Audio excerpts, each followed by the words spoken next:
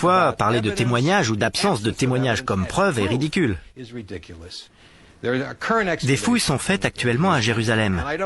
Et je ne pense pas que l'archéologue qui a fait ces fouilles me contredirait si je dis que dans toutes ces excavations, même en creusant de haut en bas dans les débris, il n'a jamais trouvé un seul tesson byzantin. Or, nous savons que Jérusalem était une grande ville à l'époque byzantine. Qu'il n'en ait trouvé aucun vestige dans ces fouilles, signifie-t-il qu'il n'existait pas de ville byzantine? Bien sûr que non. Mais à 65 km d'ici se trouve une mosaïque byzantine représentant une carte de la ville. Le problème avec la Jérusalem de David, c'est qu'elle n'est mentionnée nulle part, sauf dans la Bible. C'est ici sa ville, la cité de David, Sion, qui a donné son nom au sionisme, le mouvement politique à l'origine de la création de l'Israël moderne. La cité de David est le fait d'une montagne d'environ 200 mètres par 600. Cette partie de Jérusalem était sous domination arabe jusqu'en 1967. Aujourd'hui, une colonie sioniste s'y est installée.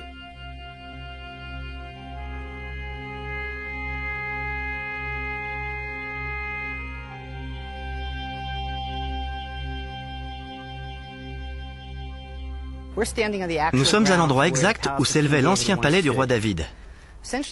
Pour l'essentiel, la Jérusalem de l'époque biblique était une colline entourée d'énormes montagnes s'étendant vers le sud. Et juste au-dessus de nous, au nord, c'est le mont du Temple, où était érigé le Saint-Temple. Il y a une raison politique à votre présence sur ce site très important pour les Juifs et pour l'histoire d'Israël, car cela enlève des terres aux Arabes. Protégez-vous le mont du Temple? Je dirais que oui. Vous devez comprendre que le fait que le mont du Temple soit ici, et que ceci en soit le corridor d'accès, joue un rôle majeur dans les politiques de future colonisation. Mais le site a surtout une grande importance historique et archéologique. Archéologie et politique vont de pair. Ces colons juifs financent les fouilles menées sous leurs pieds par le département israélien des Antiquités à la recherche de la preuve que David et Salomon ont régné sur Israël depuis le mont Sion. Pourquoi est-il important que vous puissiez prévoir, quand vous en aurez les moyens, de creuser pour trouver le palais? Je peux facilement regarder en bas et voir les limites de la cité de Jérusalem de la perspective du roi David. Je peux l'imaginer assis dans son palais, rédigeant le livre des psaumes. Et je peux comprendre ce qu'il décrit. Mais il y a encore tant de choses que nous ne comprenons pas sur le fonctionnement de la cité et la vie de ses habitants, qu'à chaque fois que nous plantons une pelle dans le sol, nous remontons de nouveaux témoignages et de nouveaux passages de la Bible prennent vie. Peut-être ce siège de toilette du 8e siècle avant Jésus-Christ illustre-t-il le deuxième livre des Rois, chapitre 18, verset 27. Je regarderai plus tard. Il était dans une maison construite dans cette structure beaucoup plus ancienne et massive, probablement la forteresse dont parle la Bible. David s'empara de la forteresse de Sion. David s'établit dans la forteresse et l'appela la cité de David. Et David construisit tout autour. La forteresse semble dater de 200 ans avant David. Elle existait donc à son époque. Et quelques fragments de poterie de son temps ont été trouvés dans la structure, mais aucune trace de la cité de David. Les seuls nouveaux bâtiments découverts sont du 8e siècle, 200 ans après lui. Les colons attendent des nouvelles fouilles qu'elles complètent ces fragments, en apportant la preuve concrète de la présence des Israélites à Jérusalem au Xe siècle. Nous sommes à l'extérieur de la cité de David. La cité est là. Nous sommes devant le mur extérieur et nous ne pouvons pas y grimper. La question est, à quelle époque cette enceinte protégeait-elle la cité de David? Aurait-elle pu être construite par David ou Salomon? Non, parce que nos fouilles au sommet du mur et derrière lui, à l'intérieur de la cité, n'ont révélé que des poteries datant de 2 siècles après David et Salomon, du 8e siècle.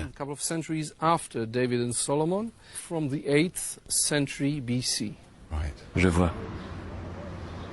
C'est le problème dans toute la cité. La Bible dit qu'aux alentours de 1000 ans avant Jésus-Christ, le roi David s'est emparé de Jérusalem. Selon le livre de Samuel, ses troupes sont entrées par un caniveau ou une conduite d'eau. C'est incroyable, Ronnie. Quel est cet endroit? Nous sommes sous terre, dans un tunnel creusé par l'homme. Nous allons vers la source, où l'on puisait de l'eau en secret. Elle a été creusée au XVIIIe siècle avant Jésus-Christ,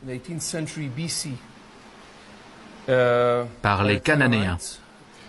Il existait donc environ 800 ans avant l'époque supposée où le roi David a conquis la cité. Oui, si on se fie aux poteries, et c'est notre seul moyen de savoir, il n'existe pas le moindre tesson près de la source, ni dans son proche voisinage. Jusqu'à présent, les fouilles n'ont pas ramené le moindre fragment datant du Xe siècle avant Jésus-Christ, c'est-à-dire de l'époque de David. Nous sommes donc en présence d'un conflit entre les textes et les découvertes archéologiques. Ce sont les colons juifs qui financent vos fouilles, Ronnie, mais vous n'avez pas trouvé la cité de David. Sont-ils satisfaits de votre travail? Nous ne cherchons pas la cité de David, ni les traces du roi David pour eux. Nous dégageons tout ce qui se trouve ici. Je sais que nous avons un problème. Nous, les archéologues et les spécialistes de la Bible, nous avons un problème avec la présence des Israélites.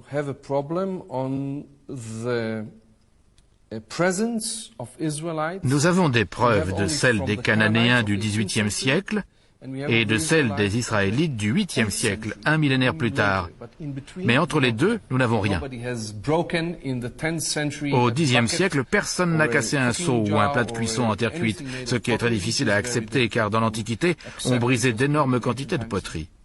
S'il n'y a rien du Xe siècle, cela signifie qu'il n'y avait personne près de cette source à cette époque.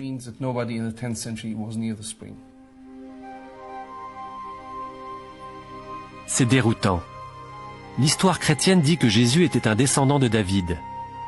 Voici la cité sur laquelle David et Salomon régnaient il y a plus de 3000 ans. Aucune trace de présence israélite? Pas de David? Pas de ville sainte? À la mémoire du général de division Shlomo Goren, premier grand rabbin des forces de défense israéliennes et grand rabbin d'Israël, chef des libérateurs du mont du Temple et du mur des Lamentations. L'histoire des anciens Israélites conquérant le pays en tant que peuple élu du Dieu unique n'est peut-être pas vraie. Mais lorsque les Israéliens prennent Jérusalem en 1967, au nom de cette histoire, des soldats qui n'ont jamais montré d'intérêt pour leur religion fondent en larmes en arrivant au mur. C'est un site symbolique. Mais certains spécialistes affirment qu'il n'y a pas eu de ville judaïque ici avant le 9e siècle avant Jésus-Christ, quand c'était la Judée, pas du tout Israël. Leur affirmation a une grande signification politique, qu'ils le sachent ou pas. Si la question est quand devient-elle la capitale d'Israël, elle ne l'a jamais été. Alors en réalité, Jérusalem est devenue la capitale d'un État appelé Israël en 1967. Peut-on dire ça? Enfin, vous voyez ce que je veux dire? Oui, c'est la première fois que l'ancienne ville de Jérusalem est associée à un État du nom d'Israël. Il n'est pas étonnant que les sionistes trouvent ce genre d'affirmation très dangereuse. Je ne pense pas qu'ils tentent vraiment de menacer l'existence de l'État. Ils fournissent des armes et des munitions à ceux qui veulent lui retirer sa légitimité. L'archéologie est un grand puzzle. Et même si vous dites que je n'ai pas trouvé telle ou telle pierre, il en reste largement assez pour reconstituer le tableau. Le peuple de David est absent. Et celui de Goliath? Larry Steiger creuse sur un de leurs sites, Ashkelon. Bizarrement, il n'a pas eu le même problème. Nous cherchons des Philistins? Les voici. Nous sommes sur la côte. C'est un monde ici totalement différent. C'est un monde cosmopolite. Les gens qui vivaient ici vivaient dans des villages agricoles. Nous avons de nouveaux éléments qu'on n'a jamais vus. Si on s'en tenait aux découvertes, on serait obligé de dire qu'au temps de la monarchie unifiée, Jérusalem n'était pas grand-chose, alors qu'Ashkelon était une cité prospère. Les Philistins étaient apparentés aux Grecs. Nous avons des poteries peintes qui remontent à l'époque des Grecs mycéniens. Nous trouvons également à Chypre, ici, ainsi que dans certaines parties du monde grec, des omoplates de vaches qui ont été incisées. Il peut y avoir 30 ou 40 incisions, et elles servaient comme instrument de musique. C'est encore une chose que l'on trouve chez les Philistins, mais pas dans les cultures environnantes. Cette découverte que les Philistins viennent de la Grèce antique, le monde décrit par Homère, donne du sens à certains points de la Bible qui semblaient déconcertants.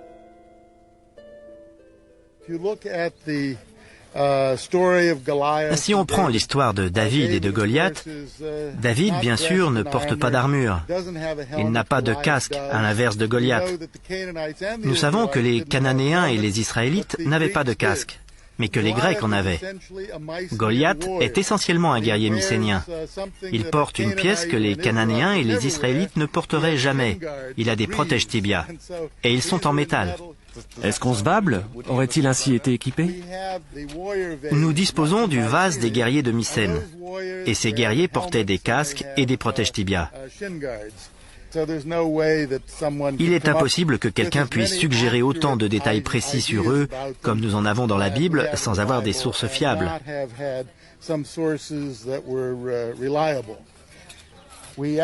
En fait, les fouilles nous ont appris une chose que nous n'avions jamais envisagée. La plupart des gens ont dans l'idée que les Philistins, dans l'acceptation actuelle du terme, étaient des gens grossiers et des rustres.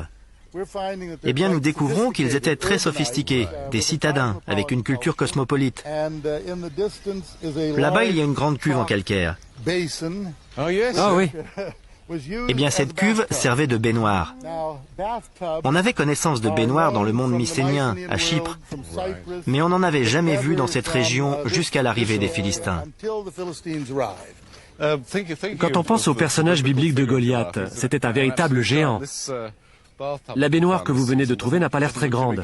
Puis-je voir sa taille? Bien sûr. Pour avoir une idée. Je suis petit, alors je ne pense pas que... Oh, remarquez, ça irait. Pas mal. Pas mal. Plutôt pour un personnage comme David qui est censé être petit. Ou plutôt pour Dalila. Ces Philistins commencent à m'impressionner. Prendre son bain au soleil, ça devait être parfait. C'est un endroit superbe pour prendre une leçon d'archéologie, Larry. Merci beaucoup. Mais c'est un plaisir. On peut la remplir maintenant. Je crois qu'il faut que je m'en aille. Merci. Si nous ne savons rien de la vie dans la Jérusalem du Xe siècle, il existe tant de traces des Philistins que nous pourrions même goûter leur cuisine. Vous voyez, John, cette jarre philistine, nous l'appelons jarre de cuisson, parce qu'elle n'a qu'une seule anse. On peut verser tout ce qu'elle contient, et elle a un fond plat, ce que nous appelons une base en forme d'anneau. Oui. Elle est très différente des poteries cananéennes. Voici un récipient de cuisson cananéen. Bien sûr, il a été reconstitué à partir de toutes les petites pièces qu'on a retrouvées sur le site. Mais le résultat final est un récipient de cuisson typique de la période des Philistins. On voit qu'il est très ouvert. Complètement différent de la jarre philistine. À fond rond.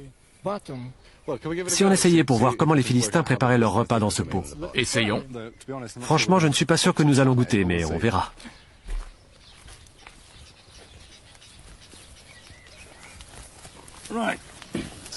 C'est très chaud. Vous voyez, on place le pot dans le feu d'une manière très différente des Cananéens. Il est enterré dans la cendre. De telles jarres n'ont jamais été utilisées en Israël avant l'arrivée des Philistins. Si seulement il y avait des preuves aussi concrètes des Israélites à Jérusalem, ou n'importe où. Il se passe quelque chose, ça bouillonne là-dedans. C'est d'un vert sinistre. C'est assez chaud? Pas terriblement. Vous pouvez la tenir? Oui. Vous voulez un peu de viande? Je vais peut-être goûter la soupe d'abord. À vous le privilège. À vous l'honneur, après tout, c'est vous l'archéologue. Oui. Ce n'est pas par l'acheter, honnêtement. Ça manque sûrement de sel. Vous devriez goûter. C'est délicieux.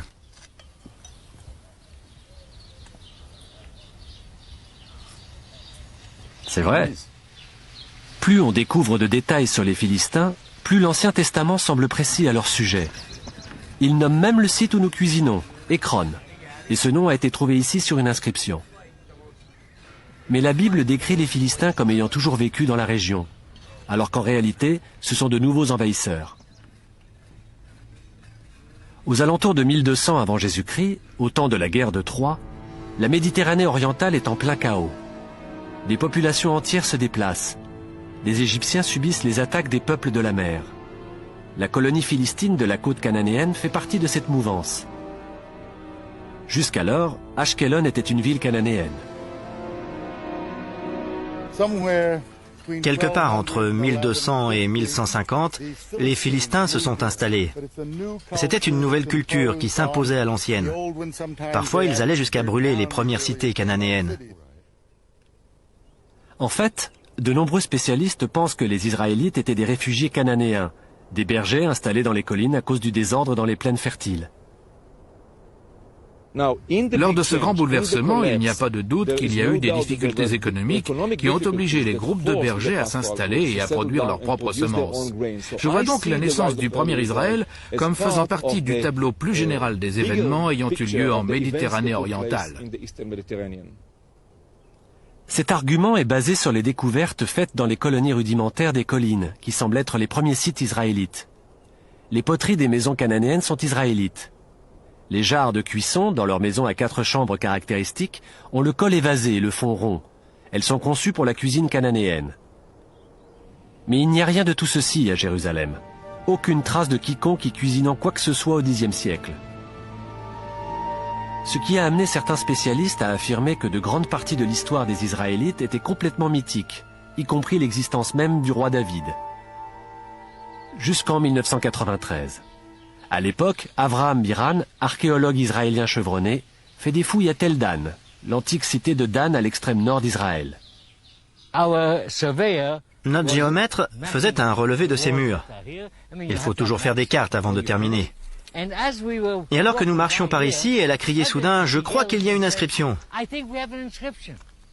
Ah oui? Je me suis approché, j'ai regardé, et c'était vrai. Et la voici. Les rayons du soleil illuminaient cette pierre de basalte, les lettres étaient nettes. Et j'ai dit, on voit le mot Meler, roi. Meler Bet David, roi de la maison de David. Vous voyez, sur le premier site, on n'a pas trouvé d'inscription. Sur le deuxième, on n'en a trouvé aucune portant le nom de David. Et ici, il y en a une qui a été faite environ 100 ans après le règne de David. Et certains spécialistes de la Bible maintiennent qu'il n'y a pas eu de monarchie unifiée, que David et Salomon n'ont pas existé. Cette découverte bouleverse toute leur théorie, et ils se sont sentis obligés de la contester. Quelqu'un a été jusqu'à dire que c'était une imposture.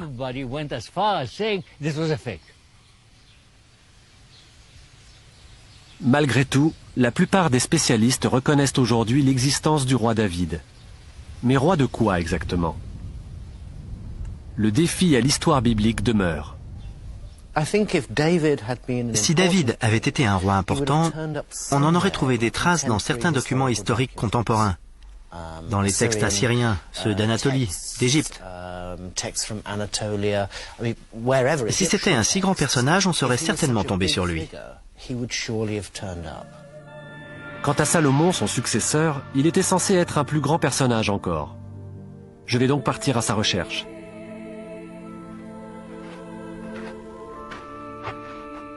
Ce n'est pas facile.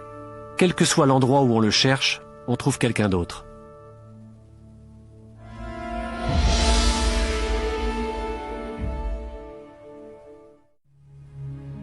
Jusqu'à présent, j'ai appris que malgré ce que dit la Bible, les preuves indiquent que les Israélites ne sont pas venus d'Égypte pour conquérir Canaan, qu'ils sont issus de la population locale et qu'il n'existe aucune trace d'une cité à Jérusalem au temps de David et de Salomon. Si certains n'acceptent pas qu'il y ait eu une cité salomonienne à Jérusalem au Xe siècle, c'est parce que c'est dans la Bible. La Bible est suspecte. Jérusalem était probablement un village pauvre. Pour beaucoup d'Israéliens, la Bible hébraïque est le socle de l'État actuel. La remettre en question, c'est remettre en question le droit à l'existence d'Israël. Il n'y a quasiment aucune preuve pour le Xe siècle. Dire que l'absence de preuve est une preuve est ridicule. N'utilisez pas la Bible, laissez-la chez vous, vous y viendrez plus tard. Si on travaille sans la Bible, tout ce qui reste, ce sont des ossements, des peaux et des plats. À quoi ça sert? La querelle au sujet de ce qui est vrai et de ce qui ne l'est pas dans la Bible peut briser la vie des gens. C'est pourquoi je suis venu ici, aux mines du roi Salomon.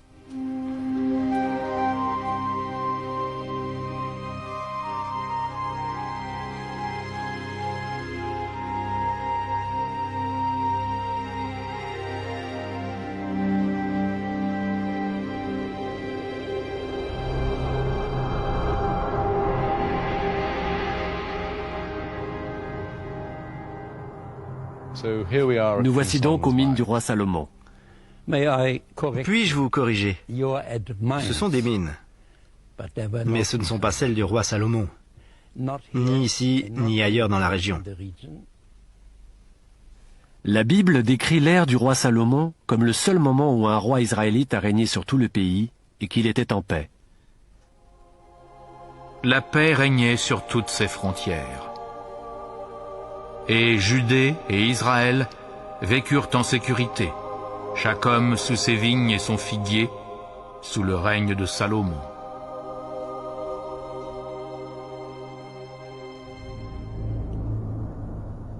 C'est Beno Rothenberg qui a commencé à ébranler le mythe lors de ses fouilles à Timna, à l'extrême sud d'Israël.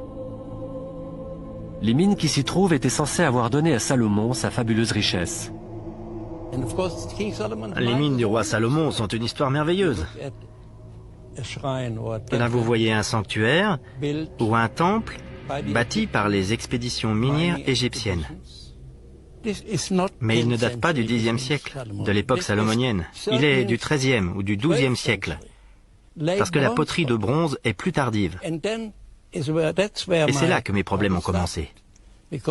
Parce que je disais, directement ou indirectement, qu'il n'y avait pas de roi Salomon dans la région. Il y a eu une conférence à Eilat en 1962, tous les archéologues étaient présents, mais on ne m'a pas permis de parler. Ce qui est bizarre, c'est que les mines du roi Salomon n'apparaissent même pas dans la Bible. Cette histoire date du XIXe siècle. Mais cela a été pris comme une attaque contre le roi Salomon lui-même, et l'establishment a fait taire Rothenberg.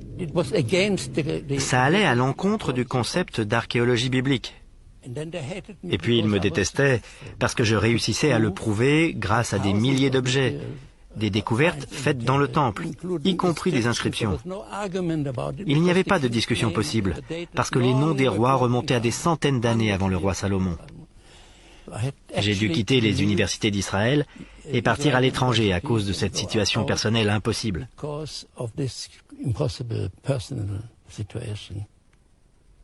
Mais le climat a changé, et Beno Rothenberg est de retour en Israël. C'est le roi Salomon qui aujourd'hui est sur la défensive. Nous n'avons aucune preuve de l'existence du roi Salomon et de son royaume. Aucune source écrite ne mentionne Salomon. Aucun texte contemporain ne le cite. Et pour autant que je sache, il n'est mentionné dans aucun texte contemporain étranger. Voici Megiddo, une ville dont la Bible dit qu'elle a été reconstruite par Salomon. Lorsque ces structures ont été déterrées dans les années 30, on les a identifiées comme les écuries du roi Salomon.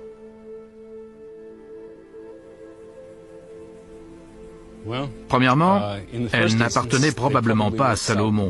Et deuxièmement, ce n'était probablement pas des écuries. Ça ressemble à des abreuvoirs. D'après vous, qu'est-ce que c'était? Ces écuries nous posent des problèmes. Il n'y a pas de système de drainage dessous, aucun moyen d'acheminer le fourrage et l'eau nécessaire aux chevaux sans un énorme investissement en travail. Et la plupart des abreuvoirs sont incomplets. Les extrémités sont brisées, des canaux y sont creusés, et celui-là a même un rapport avec des poids. Alors comment un archéologue explique-t-il ce site? Dans la mesure où nous n'avons pas trouvé le moindre os de cheval, nous cherchons une sorte de liquide visqueux qui ne coulerait pas des abreuvoirs cassés. Probablement quelque chose qui devait être moulé en rondelles, qu'on pouvait traiter dans l'un de ces abreuvoirs et peut-être découpé en galettes, puis envoyé à l'exportation sans récipient d'argile. Quelque chose comme de l'opium me vient à l'esprit. Vous pensez donc que les anciens rois israélites étaient en fait des trafiquants de drogue? C'est le scénario qui comblerait mes vœux. J'espère vraiment que c'est le cas. Nous avons des preuves de l'exportation de drogue de cette région durant l'âge d'or de l'Empire assyrien, donc ce n'est pas totalement fantaisiste. Il y avait du pavot dans la région. On en voit sur cette monnaie juive tardive. Si ce n'était pas Salomon, alors qui a bâti ça? Ce site en particulier, ces écuries, sont d'une période qu'on attribue en général au IXe siècle avant Jésus-Christ, plus ou moins contemporaine d'Akab. Le lendemain, je me trouvais sur un autre site de fouilles, l'antique cité d'Hatzor, quand une découverte très surprenante a été faite, datant de la même époque que ces abreuvoirs de pierre. C'est une belle pièce. Regardez. Nous n'en avions trouvé qu'une seule comme ça depuis toutes ces années à Hatzor. Mais c'est difficile, on ne va pas la nettoyer maintenant. On va la sortir. Est-il possible que ce soit une pipe? D'après la Bible, le roi Salomon a reconstruit 3 villes, Gézer, Hatzor et Megiddo. Dans les années 50, un archéologue israélien a découvert des portes monumentales dans les 3 villes et a annoncé que c'étaient les portes du roi Salomon. Voici celle d'Hatzor. Et celle de Megiddo. Mais celle-ci, Salomon se la voit confisquée. David, c'est donc la porte du roi Salomon, comme on l'appelle ici à Megiddo. C'est vraiment sa porte? Il y a un problème, parce que cette porte fait partie d'un mur d'enceinte bâti à une date ultérieure. Il est de la période plus tardive de la monarchie israélite, de la fin du 9e ou même du 8e siècle avant l'ère chrétienne, bien après Salomon.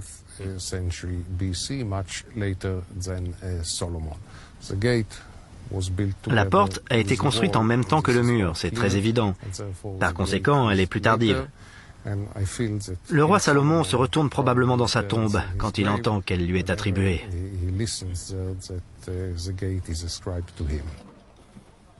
Bon, il a perdu ses écuries et il a perdu sa porte. Mais il n'a pas encore perdu son palais. En fait, ceci est un palais, et assez grand. Il fait environ 30 mètres de long sur 20 mètres de large, ce qui en fait un grand bâtiment. Une partie a été déterrée par Yigal Yadin dans les années 60. Oui. Il l'a identifié comme un palais à juste titre, et il l'a daté du temps de Salomon. Il avait raison? D'après ce que je comprends, il a été bâti au début du 9e siècle, au temps du royaume du nord d'Israël, à l'époque où il était dominé par la Samarie, probablement sous le règne du roi Akab. Encore Akab, le roi des écuries, du laboratoire d'opium, roi des portes et roi du palais. Mais qui est donc le roi Akab? Selon la Bible, Salomon était un roi très particulier. Le Seigneur apparut à Salomon en rêve et lui dit « Demande ce que tu veux que je te donne. » Salomon demande le pouvoir de juger. Le jugement de Salomon est légendaire. Pour reconnaître la vraie mère d'un bébé, il ordonne qu'il soit coupé en 2. Le bébé reste entier. C'est le royaume qui est coupé en 2. Bon juge, mauvais souverain. À la seconde où il meurt, le royaume se divise. Environ 50 ans plus tard, Akab prend les rênes du royaume du Nord, appelé Israël ou Samarie. Et si ce que disent Finkelstein et Ussiskin est vrai, l'empire de Salomon, dirigé depuis Jérusalem au Xe siècle avant Jésus-Christ, devient une fable, une invention. Ces blocs de pierre massifs ont été mis là pour Akab et son père, Omri. Au temps de Salomon, d'après Israël Finkelstein, le roi de Megiddo se contentait de briques de boue et de gros cailloux. En effet, cette ville est de la période de David et de Salomon. Toutefois, ce n'est pas une cité de David ou de Salomon. Nous sommes à la toute fin du monde cananéen. Il n'existe pas vraiment d'État au Xe siècle, bien qu'il soit toujours possible d'arguer en faveur d'un État dont le centre se serait trouvé à Jérusalem. C'est très difficile.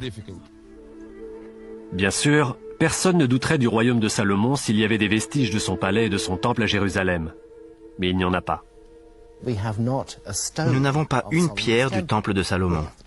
Nous en avons des descriptions, mais pas une seule pierre. Le temple de Salomon aurait dû être le cœur de son royaume. Mais on ne peut même pas le chercher. Les gens qui ont élaboré les histoires bibliques à l'époque de l'exil babylonien ont vu Jérusalem à son apogée, à son âge d'or, comme si c'était la capitale. Je suis sûr que la tradition vient de là.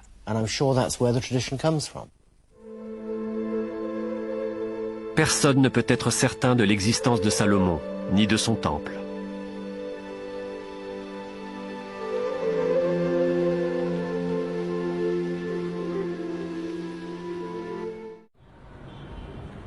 L'histoire de la Jérusalem antique, telle que la raconte la Bible, est devenue une attraction dans la Jérusalem moderne.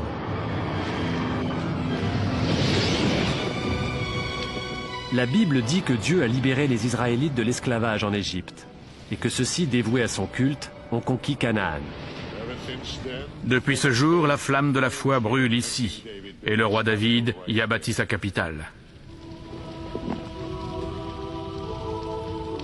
Cette ancienne flamme, la flamme de la foi, a brûlé dans le temple que Salomon construisit sur cette colline même. L'histoire que j'ai découverte est très différente de celle de l'Ancien Testament. Canaan était une province égyptienne. Les salles cananéennes du British Museum renferment nombre d'objets égyptiens trouvés là. Vers 1200 avant Jésus-Christ, le pharaon Ramsès III doit défendre l'Égypte contre des vagues d'envahisseurs venus de la mer. Des populations entières se déplacent, dont les Philistins.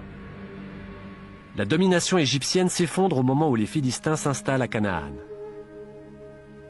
En cette période de chaos, des gens, apparemment des Cananéens, s'installent avec leur bétail sur des terres inhabitées dans les collines. Ils s'appellent eux-mêmes les Israélites. Il n'existe aucune preuve qu'ils venaient d'Égypte. Mais ils ont choisi de ne pas manger de porc. Finalement, au IXe siècle, naît le royaume d'Israël, où l'on adore les dieux de Canaan, et dont le dieu principal se nomme Yahvé.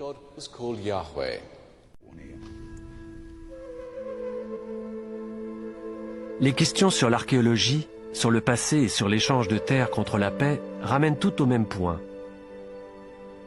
Israël peut-il devenir un État comme les autres, qui pourrait se trouver n'importe où? Le doit-il? Vivrions-nous mieux sans Terre Sainte? La vision de la Bible sur l'Israël de l'Antiquité raconte une histoire si puissante qu'elle a façonné les traditions chrétiennes et musulmanes autant que celles des Juifs. Et ce pays est devenu la terre sainte de tout le monde. Sainte, spéciale, séparée et provoquant des querelles sans fin. Mais les trois religions s'accordent sur un point. Quand Dieu apportera enfin la paix à cette terre, l'histoire elle-même arrivera à son terme.